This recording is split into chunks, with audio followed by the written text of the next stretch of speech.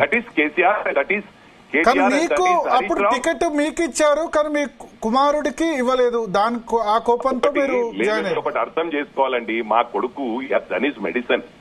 ఈ got is own credibility. అతను social activities ఎప్పటి నుంచో చేశాడు. నేను నా సొంతంగా రాలేదు. కేసీఆర్ గారు 10 సార్లు దాంట్లో ఎంతో మంది ఎవిడెన్స్ ఉన్నారు. మంత్రులు ఉండే, ఎమ్మెల్యేలు ఉండే, వాళ్ళ గుండె మీద చేసుకుని ప్రమాణపూర్వకంగా చెప్పానండి. వాళ్ళ ముందే చెప్పిండు, అరే హనుమంత్ నీ కొడుకు స్మార్ట్ ఉంటాడు, నీకన్నా స్మార్ట్ ఉంటాడు, చాలా హుషారున్నాడు, వానికి 2 గోల్డ్ మెడలిస్ట్ వచ్చినాయి, తీసుకురా అని పెద్ద లీడర్ తెస్తా అన్నాడు. అని ఎన్నిసార్లు చెప్పినా హనుమంత్ తెస్తలే అన్నాడు. ఐ స్వేర్ ఆన్ గాడ్ నాకు అవసరమైందండి. నాకు అట్లా చేసి లాస్ట్ మినిట్ లో ఇచ్చేస్తే నేను ఓపెన్ గా చెప్పిన. ఎందుకంటే వాని భవిష్యత్తు ఇవాళ వాడు యూఎస్ కి వెళ్ళిపోతుండే. ఈ పాలిటిక్స్ లకు రాకపోతే యూఎస్ పోయి వాడు ఏదైనా వాని ఫ్యూచర్ వాడిని చూసుకుంటుండే. ఆల్రెడీ 1 ఇయర్ ఫీల్డ్ లో దిగిండు.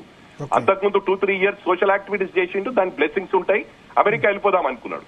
అటువంటి పాలిటిక్స్ దించిండు. దించినప్పుడు వాని కోసం నేను సాక్రిఫైస్ చేసిన. వాడు ఇంపార్టెంట్ నాకు, is my son.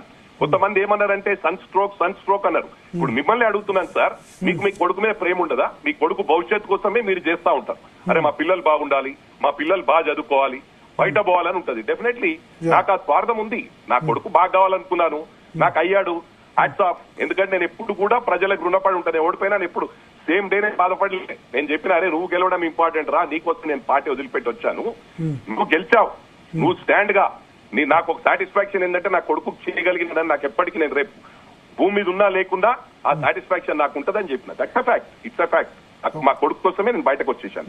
Next Siddipet చేస్తారా? మీరు ఎక్కువ బాగా తిరుగుతున్నారు, సిద్దిపేట నుంచి పోటీ చేస్తారా మల్కాజ్గిరి? సిద్దిపేటలో నేను ప్రయత్నం చేస్తున్నానండి మంచి క్యాండిడేట్ చూడడానికి. మంచి క్యాండిడేట్ దొరకనప్పుడు definitely I'm contest from Siddipet. ఎట్టి పరిస్థితుల్లో హరీష్ రావును ఓడగొట్టడం మాత్రం ఖాయం. ఆయన మెదక్లో డిస్టర్బ్ చేసినా, మల్కాజ్గిరిలో ఆ రోజు కూడా ఎట్టి పరిస్థితుల్లో మెదక్ గెలవాలని చెప్పి మల్కాజ్గిరి నేను దత్తకు తీసుకుంటున్నా అని చెప్పి డిస్టర్బ్ చేసిన. అయినా కూడా నేను పట్టించుకోలేదు. మల్కాజ్గిరి పోయినా పర్వాలేదు, నా కొడుకు గెలవాలనుకున్నా. కొడుకు నేను చేసిన కార్యక్రమాలు, గతంలో చేసిన 10 సంవత్సరాల కింద చేసిన సోషల్ యాక్టివిటీస్తో ప్రజలందరూ అక్కడ కూడా ఇప్పటికి కూడా ప్రజలకు ఎప్పుడు నేను పడి ఉంటా. మెదక్ ప్రజలు అన్ని పార్టీల వాళ్ళు ఓట్లేదు. I swear on God. లేకపోతే అక్కడ తట్టుకోవడం కష్టం. అన్ని డబ్బులు ఖర్చు పెట్టారు, లీడర్లను కొనేశారు. పక్కకే మా వాళ్ళే మా పార్టీలు వండుకుంటూ ఇన్ఫర్మేషన్లు అక్కడ ఇచ్చారు. హరీష్ రావు ఇవి ఇక్కడి నుంచి ఇది చేస్తున్నారు, రోహిత్ ఇక్కడున్నాడు, ఇది చేస్తున్నారు. అటువంటి కూడా మేము తట్టుకొని బయటకు వచ్చామంటే we know how to face the consequences. We are ready to face the consequences. Not only today, ప్రభుత్వం లేకున్నా ఫేస్ చేద్దామని వచ్చిన. ఇలా ప్రభుత్వం ఉంది, ఉన్నందుకే స్లో ఉంటున్నా.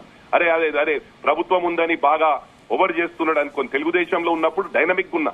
చాలా మంది అన్నారు, అరే తెలుగుదేశంలో ఉన్నప్పుడు డైనమిక్ గా పనిచేసిన హనుమంత్ అన్న, ఇప్పుడు అప్పట్లా లేవు, అప్పుడున్న డైనమిజం లేదని. డైనమిజం లేక కాదు, గవర్నమెంట్ లో ఉన్నా కాబట్టి స్కూల్ ఉన్నా. గవర్నమెంట్ లేదనుకుంటే ఇలా నీళ్లు దాయిపిస్తుంటే అన్నిటికీ తయారు